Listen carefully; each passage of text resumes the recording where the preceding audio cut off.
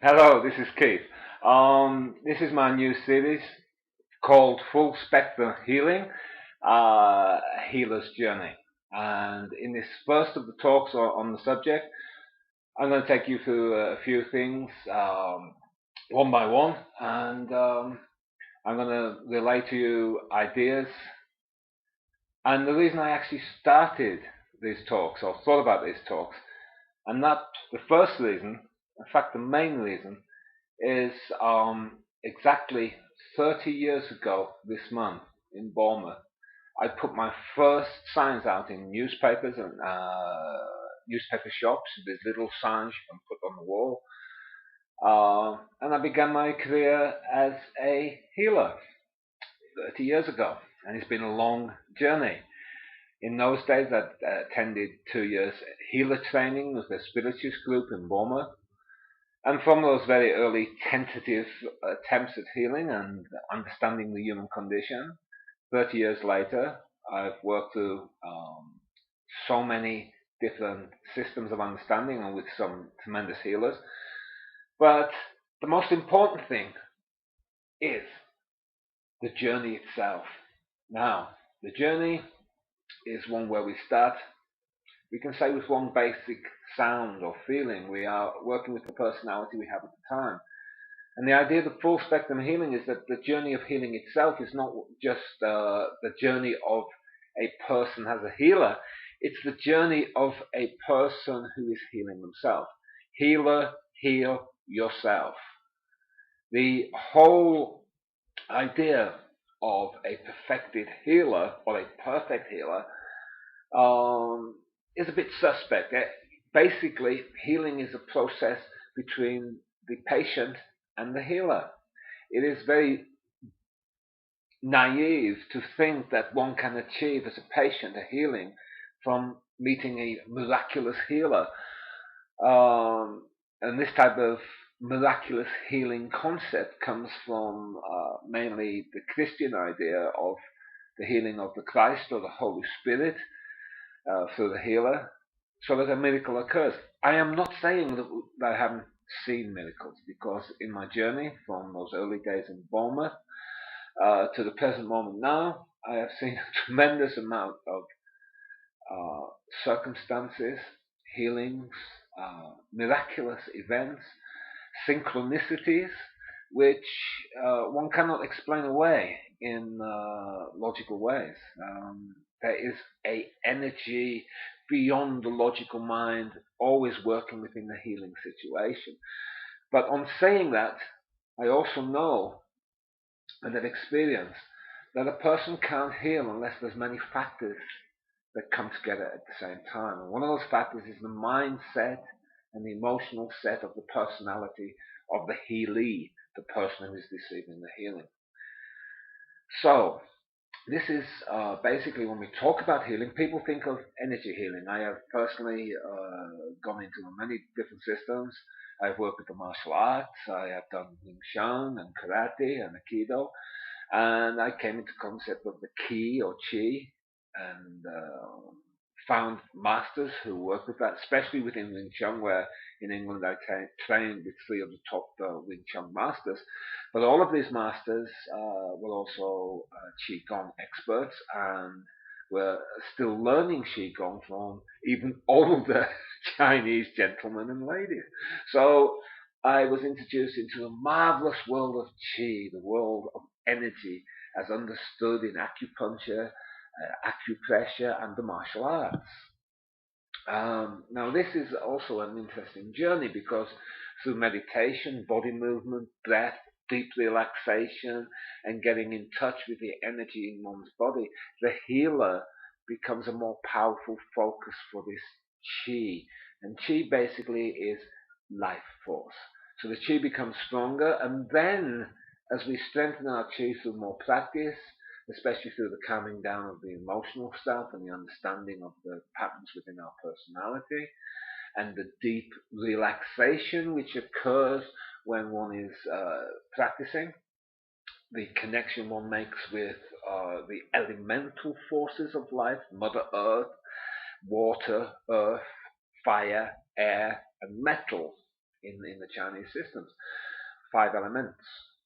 In the Western system, we have the 4 elemental system. It really doesn't matter. It's how we break up the structures of the elements. And of course, in modern chemistry, there's a lot more elements. But we're not going into a mental thing here. We're talking about the feel and the development of you, if you're on the journey of a learning healer, or you as a patient. So the chi energy can produce these miraculous results. But in all truth, I've noticed, because I have a logical mind and not just an emotional being, I use this left-handed side of the left-sided part of the brain, the logical side, and I logically look at things. I also use the creative side of the brain, which is the right side of the brain, and try to combine both of these sides so that I can feel what is happening in a healing situation, and I can understand logically what is happening in that situation. The important thing on the healing journey is to be truthful. One of the basic needs of a healer is not to get lost in some religious ideology of the system one is using or the masters of that particular system, because then we're entering into the world of the true believer who tends to get off on an emotional high without using the mind. We have 2 legs. We have 2 legs because 2 legs represent balance, and the 2 legs can be connected to the idea of 2 sides of the brain, a logical side and a creative side.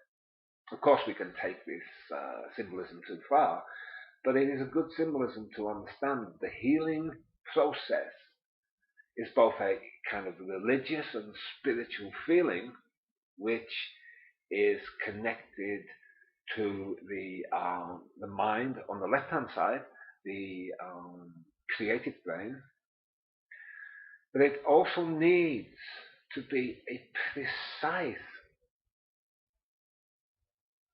precisely understood system of what we can call techniques, psychology, and the understanding of the history of each individual we meet as a healer, and what creates that illness within them, and what creates the block to the actual healing. It is important to understand that miracles occur because situations arise. But I also want to point out at this junction in this introductory talk that we must look at that 6 months on, because there is this hypnotic effect which comes through and was first seen in the evangelical churches of America. You are healed, the Holy Spirit heals you, and the person falls down and often gets a remarkable healing, including people standing up, getting out of wheelchairs, actual facial things moving, body parts changing, etc. And yet 3 to 4 days later, the person couldn't get out of the wheelchair and the body part had gone back to its original illness.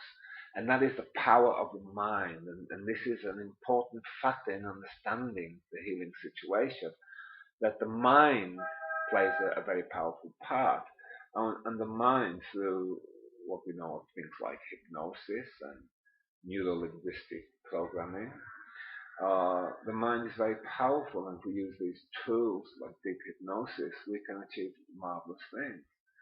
However, hypnosis is just part of the story, and charismatic healing, which we get in things like evangelical circles, and also in the New Age, there are the New Age hypnotists that call themselves healers and work with this type of technique.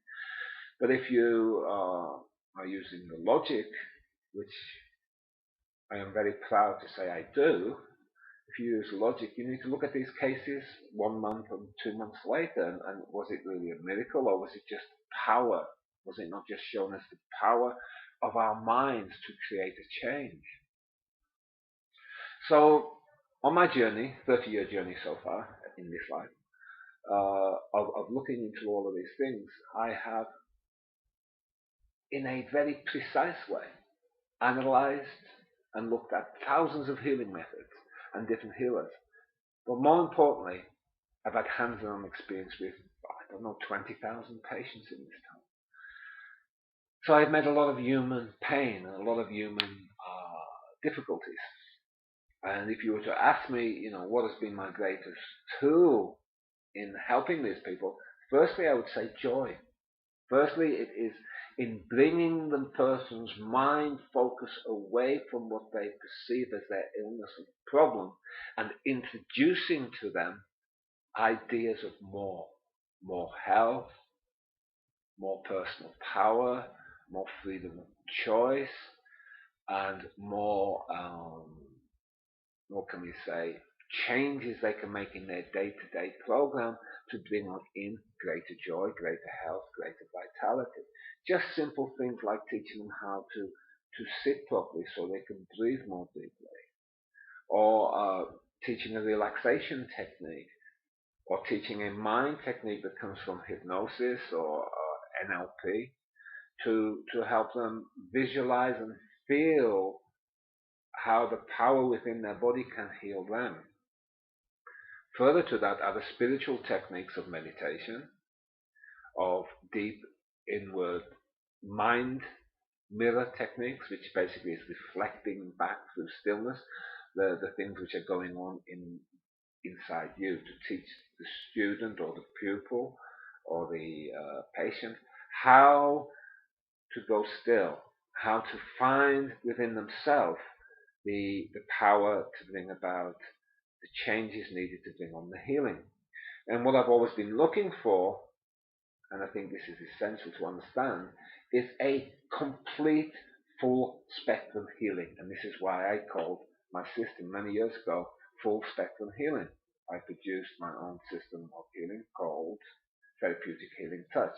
And in the brackets, inverted brackets, I called it, secondly, full spectrum healing. Now that wasn't an arrogant thing, because I haven't found all the answers, and I know that. But I understand that if we rely on the emotional, what I call emotional spirituality side of self-hypnosis, and rather emotional systems which tend to build up themselves, their system and their egos, rather than actually be concerned with the patient, they don't get the full spectrum healing. Full spectrum healing is about certain principles. The first one being self-honesty. The second one being about having, as the healer, a tremendously positive approach to one's own life, the life of one's family and friends, and all the human beings one needs. And understanding that nothing can be achieved without a positive attitude, that nothing can be achieved without positive mental patterns, and that nothing can be achieved without these mental patterns going down into the emotional level of self and freeing up the pain which creates the illness in the first place. So a full spectrum healing needs to go through a certain bandwidth of energies, including body armor, where fearful negative emotions are blocked into the structures of the very muscles themselves and the nervous system and the reactions of the brain and the nervous system. We need to go to that level. We also need to go to a very important factor, is the what I call the engine of chi, which is the lungs, how a person breathes. Can they breathe deeply, relax? Can they bring energy and power into their life? Because if they cannot bring power into themselves, then they become a sponge for the chi that you give them. So they go to the healer, and I've heard this said, I've been going to this wonderful healer for 5 years, and I go twice a week, and I feel so good, and then I start to get a little tired, I go back to the healer. Yes, what they're doing is recharging the battery. But make no mistake, that's all they're doing, recharging the battery. And that is not enough for healing. That is an energy change. You can call it a chakra balancing, or you can call it an energy balancing. Call it what you will. It is useful, but it's just the first stage. We need to go with our patients beyond the energy balancing, beyond the concept of I have a divine healing force, Archangel Michael, or or whatever. We need to go beyond that, because again, and I ask you to be truthful about this, if I do have certain contacts in the spirit world. Now, if I claim these contacts and I say this is the healing from a certain being, and the person is very in awe about, oh, this is wonderful, and I give that healing, there's certain placebo effects with that. Firstly, the person feels the wonderful attention of the divine being, which makes them feel very good for a certain period of time. It also, in a way, takes my responsibility away as a healer, because I'm just channeling a particular energy, and that's my job. And I can even say that makes me egoless, because I'm channeling the energy. I don't take part in it. Really? You don't take part in it. See, there's a lot of misconceptions in these processes. Of course you take part in it. The person comes into your environment, comes into your energy field, gets involved with your energy. The energy needs to pass through your physical body, your mind and emotions, into your patient. So of course your person is involved. So there's a lot of misconceptions, but to go back to this idea of the Archangel Michael or any other channeling healing through me, where is the personal responsibility of the patient in all of this? Where is the empowerment of the patient in all this? Have you got it? We are not reaching the full spectrum of healing because there is no tools of empowerment there. Healing comes through the empowerment of the person to become well, to overcome certain challenges and difficulties in their patterns or karma, whatever you wish to call it, so that they get to a point where they can release these blocks and release the life force within them to create new levels of health, new levels of life. If the patient has the difficulty of smoking 30 cigarettes a day, then we need to approach that difficulty. If they're drinking 20 liters of Coca-Cola every day, then we need to look at that. If they are addicted to staying up all night on their computer and sleeping half the day so that their body rhythms is all disturbed, then we need to approach these situations. And we need to help them by using the mind mirror technique to go inside of themselves to see what is the cause of these actual habits held within the personality, which are creating disturbances of health within them. So full spectrum healing goes beyond Qigong, it goes beyond channeling cosmic energy through systems of cosmic channeling, whatever those systems are. It goes beyond channeling even the most exalted guides of healing, if that really is real in the first place, to actually being a humble guide as a healer to bring the patient back to balance. Yes, to add powerful chi or life force from the healer's hands and mind and heart and intention.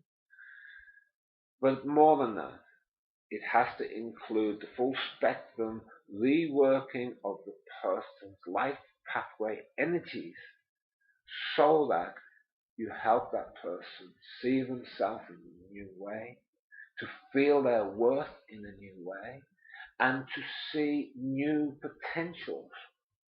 Now, this knowledge of the potentials actually was really opened up to me when I began to study research into hypnotherapy techniques and the power of the mind to close down health, happiness, choices, etc. A lot of the problems that people have, from breathing difficulties to back pain to allergies, is connected to the closing down of the life force, is connected to the difficulties of believing in oneself and feeling, and that's even more important, feeling good about me. How do I feel about me? Do I feel strong? Do I feel like a rock that the waters of life can wash over, but I'm still rock solid? Do I feel like a tree that can bend with circumstances and flow with circumstances, and as soon as the windstorm disappears, I come straight up and there I am, solid tree, full of beingness, full of personal knowledge of who I am as a human being? True healing has to include concepts that come from awareness and beingness, which originally came out of Buddhism and um, and Hinduism too, and concepts of the divine grace of God too. So I'm not saying that I haven't seen divine grace and haven't been touched by the lightning strike of awareness of the deepest potential of me and the whole of creation, because I have experienced those things, that beauty, that red hot fire of spiritual cosmic fire. And that is a passion for life. It is a flow of life which says, yes, yes, yes, yes, yes. Life is fun, life is joy, life is positive, and the outer circumstances that surround me are just the flowing of time. If they're bad at the present moment, they will flow past. So that my innermost life force is centered in the center of life itself, which we can call the soul, the spirit, the beingness, and it knows that this temporary body and emotion and mind is this ever-changing theater of life. And when we get that type of knowledge in a healer can give that type of knowledge to a patient, and the patient begins to self-rectify, begins to balance up the different spectrums of light, feeling, mind energy, and physical habits, which will then bring higher levels of life force and healing. So a true healer, a full spectrum healer anyway, is one who touches the life of others with the life force that they have and awakens that spiritual spark, awakens that love of joy of life, that love of creativity, that love of passion for life. And we are talking about healthy passion. We're not talking about perverted personality passions. We're talking about healthy passion which brings out the full focus of the balance of the creativity of the left and the right sides of the brain, which bring about a focus in the third eye so that one can illuminate one's pathway and be in the present moment and live in the present moment. It is important to understand that the whole healing process is one of becoming whole. Whole being, as I sit here talking to you, my potential viewers, I can feel the connection to you. I can feel who this will go out to because of the wholeness. I can feel the help this will bring. I can feel inspiration flowing to me from non-physical spiritual forces. I can feel the love in this talk. I can feel the beauty of God in this room around me. I can feel the potentiality. Healing is a field of potential. Potential means that it can be this or this. It can go this way or this way, depending on what. And as the 30 years have passed me, the 30 short years since I began healing, one of my greatest adventures has been looking into the field of potential, and I am painfully truthful about my journey. I've not been perfect. I had pains which came from tremendously difficult situations that occurred in various stages of my childhood. I've had relationships that have sometimes been built upon the pain of my childhood, and had to restructure those relationships and those communications within those relationships. I had to understand how pain was creating patterns in my personality and blocking health, blocking vitality, blocking success in various parts of my life. I also had to understand that the healer's journey is one of humor and truth. To get this full spectrum healing within yourself as a healer or within your client, it is necessary to be totally truthful. And being brought up in a Roman Catholic environment, the boy, and seeing some of the pompous priests and nuns who were self-righteously religious, kind of floating above the earth, full of God. And when I looked with my clairvoyance into the energy field and the auric field of some of these people, I saw there was a pure act of personality, what the Buddha called monkey playing God. And you realize that there was so much blocked up in them. They were nuns, came from the convent and taught at school, and had sheltered lives that never faced any great challenges. And they were afraid of great challenges.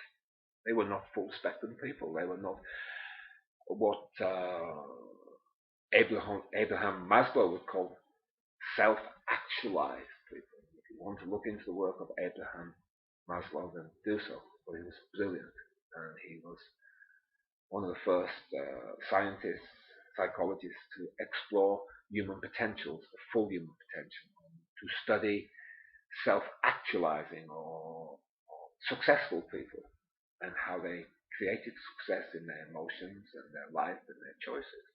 So this field of potentiality doesn't mean floating off the earth, becoming religious.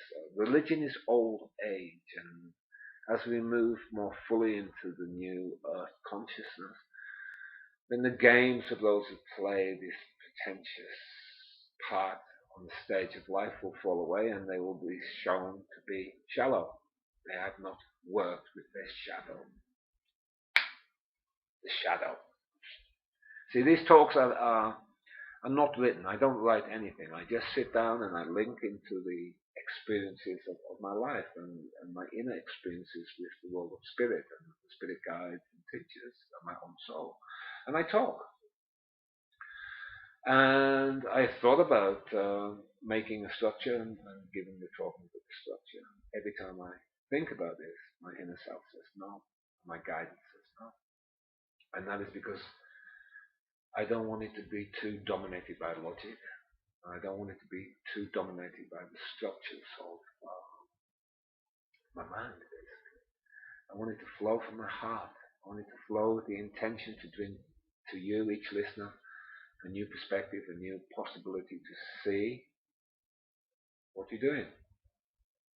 Could be you've been climbing a ladder up a wall, steps up a wall, and you put a lot of work in it, and you get to the top of the wall, and you realize it's the wrong wall.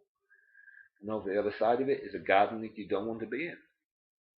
And you have to have the self-honesty to say, come down the ladders, seek the right wall, seek the right garden, the right place of growth for you to expand your consciousness. So the healing process is one of self-honesty and one of potentiality. And what a great healer does is offer that potentiality to the patient, offer the possibility of change, possibility of more health, the possibility of deeper understanding of life, the possibility of more creativity, more self-actualization, more ability, more joy, more of the secrets of life, revealing those secrets. For they're only secrets because we've fallen asleep. They're not really secrets, they're just lost for now to the conscious mind. But there is an unconscious and superconscious part of you who knows how to heal your own life and how to be a great healer for other humans. So back in Burma 30 years ago, I did a few tentative healings, not extremely confidently. I learned, and you could say God or the universe sent to me many people who give me encouragement. I found John and Clarice Solence, who also developed me as a healer and a medium, but they developed me in my belief in self. When one is truly confident, one is confident but not arrogant. When one lacks true inner confidence, one can easily become arrogant and stuck in idealistic ideas which actually restrict one's growth. It's important to know, am I growing? So 30 years ago I entered that path.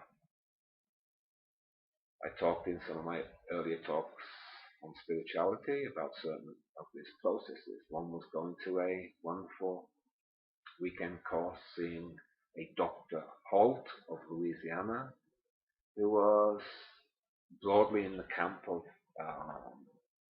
the science of mind, positive thinking, that was generated from 1870s onwards in the USA. And that filled me with hope and possibility of how to use the human mind, the human consciousness, the unconscious part of people to bring about deep level healing. So, this is just again an introduction into the process of the growth of myself as a healer and other healers I've met. And maybe more importantly, the processes which were revealed to me by synchronized events in my life, what we can call miraculous opportunities and chances.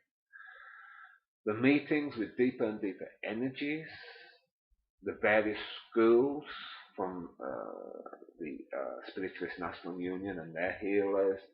I'm a National Federation of Spiritual healer in the UK.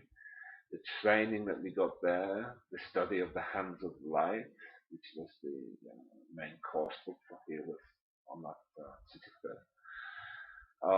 Studying hypnotherapy, my training in my professional life, which included psychology and social psychology.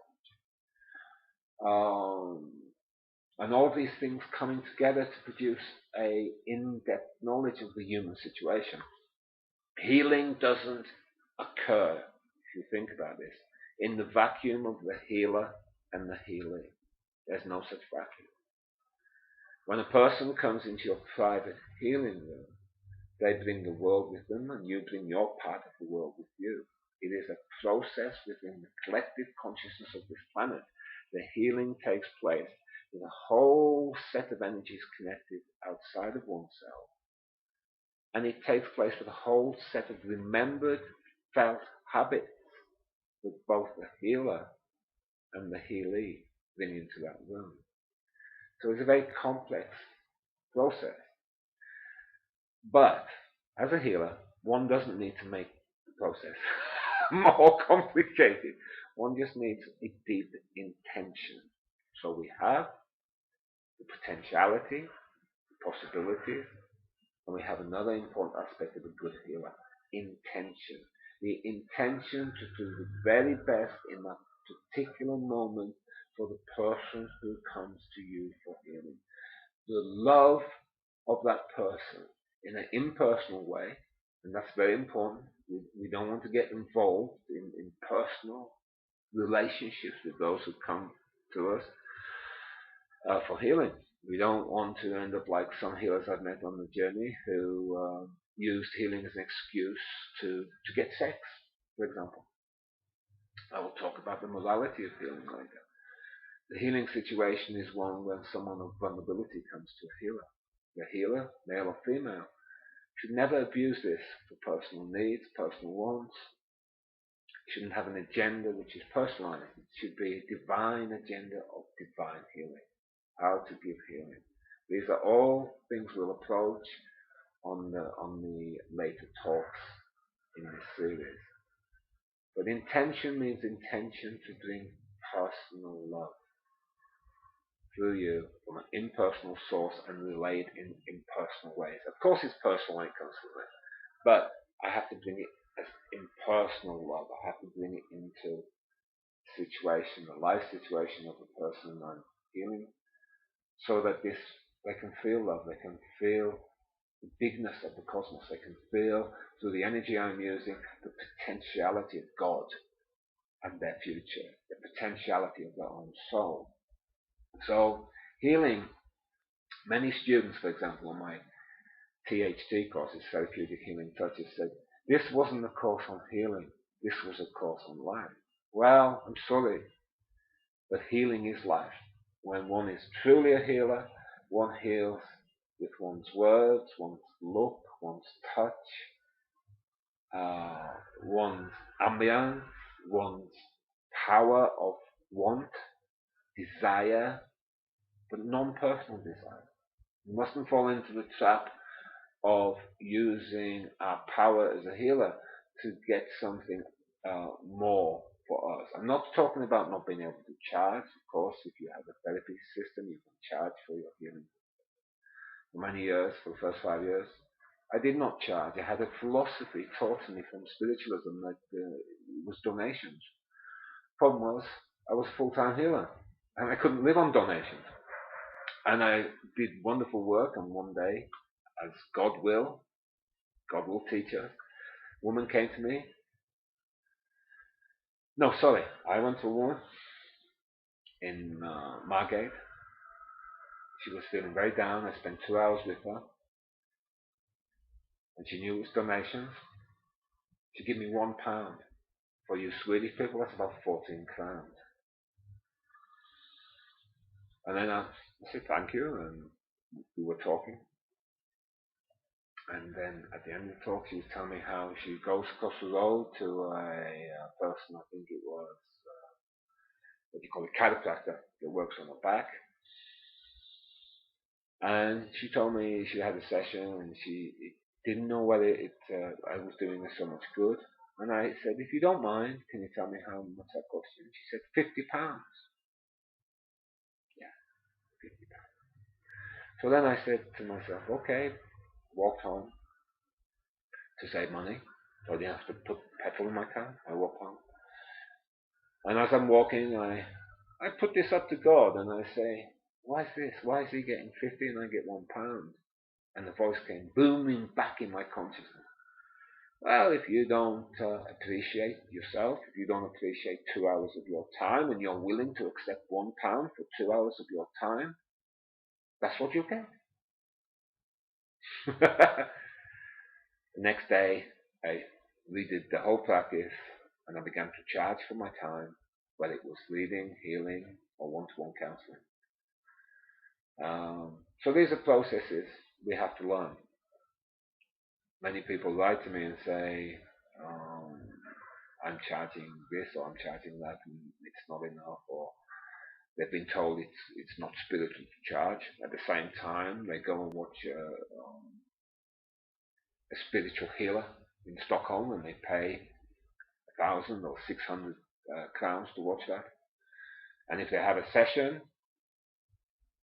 with that person, that session will cost them 2,000 kronas.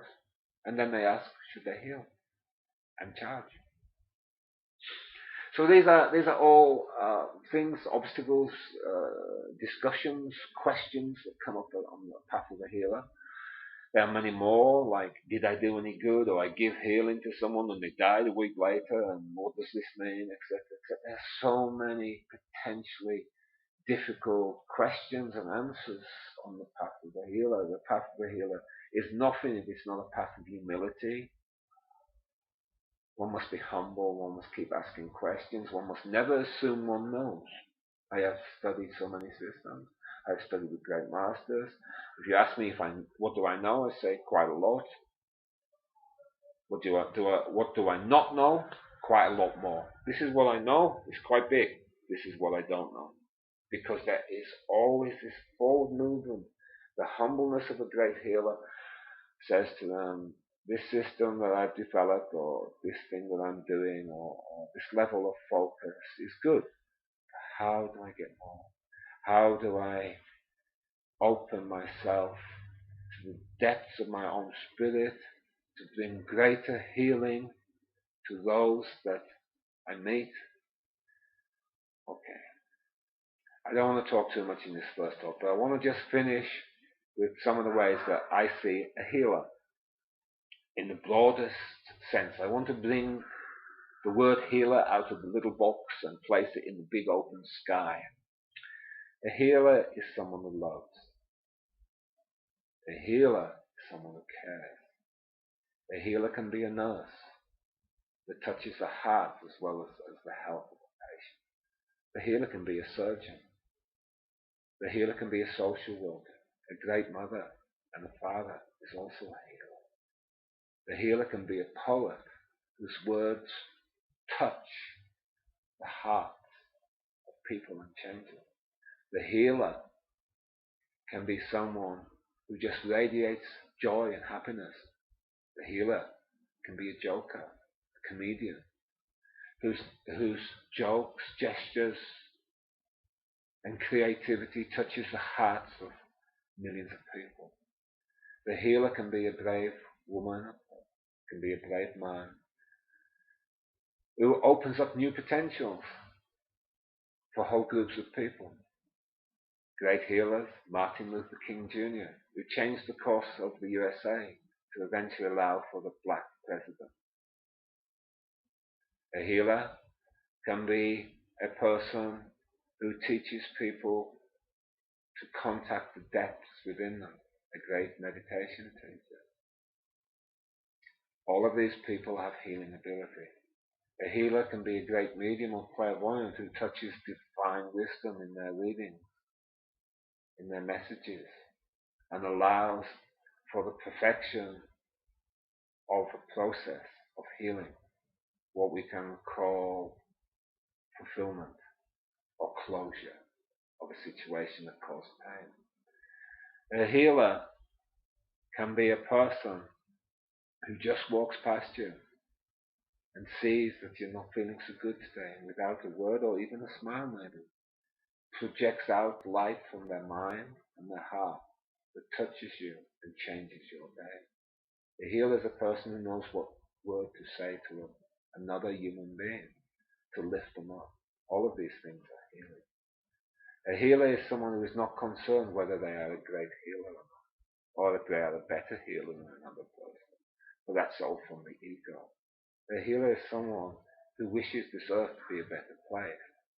A healer is someone that wishes that humanity understands its interconnectedness with planetary forces, its interconnectedness with life on all levels. A healer is born and expands. A healer is a healer through many lifetimes. If you are drawn to be a great healer, it is because you have been drawn along that pathway before, and that you will probably be reborn on that pathway, if that is your choice. The healer is a messenger of God, for a healer holds the best qualities within self as a reflection of the beauty of this cosmos, the laws of this cosmos. I stop there. I've given you a lot to think about. Wish you well. This is the first talk.